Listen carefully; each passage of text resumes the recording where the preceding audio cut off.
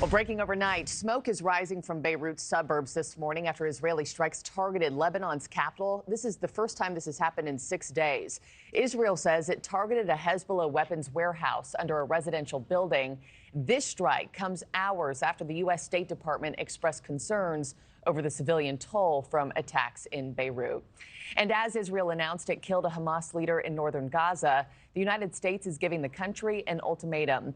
Either improve conditions in the war-torn region within 30 days or your military aid may be in jeopardy. NewsNation's Tom Dempsey has the latest from Washington this morning. Tom, what is the U.S. demanding, and will Israel listen? Hey, good morning from Washington, D.C., Markie. Look, President Joe Biden's team has made it pretty clear for Israel 30 days to boost aid going into Gaza or risk a change in United States policy. Keep in mind, this all comes as the United Nations recently reported that aid going into Gaza has reached its lowest level in months. NewsNation actually obtained a copy of the letter that's circulating right now from Secretary of State Antony Blinken and Defense Secretary Lloyd Austin, sent to Israel's defense minister and a senior advisor to Prime Minister Benjamin Netanyahu's team. In it, Israel is asked to increase the amount of aid trucks going into Israel to at least 350 a day and hold more humanitarian pauses in fighting and increase security at humanitarian sites. This all comes as Gaza sees deteriorating conditions.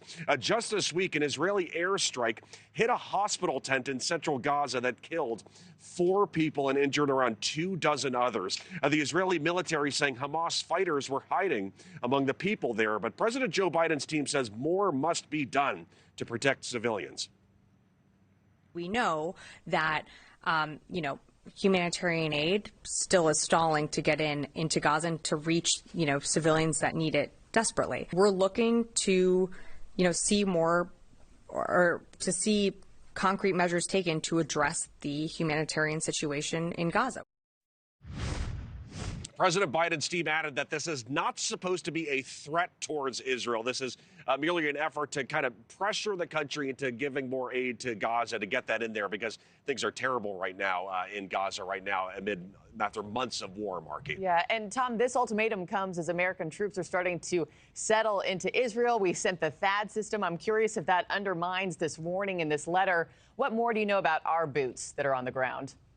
Well, literally at this hour, there are boots on the ground. United States forces in Israel, a part of a unit that's going to be operating what's called a terminal high altitude air defense system. An advanced team has arrived in the country. And over the coming days, we expect more troops and equipment to arrive as part of this unit. The air defense system requires around 95 soldiers to operate it and is specifically designed to stop ballistic missiles and similar threats.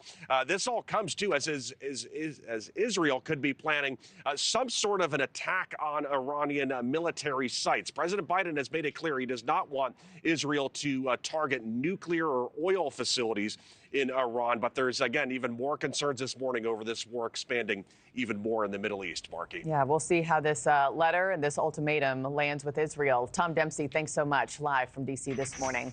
Thanks for watching, everybody. Go to joinnn.com to find NewsNation on your television provider. Also, don't forget to click that red subscribe button below to get more of NewsNation's fact-driven, unbiased coverage.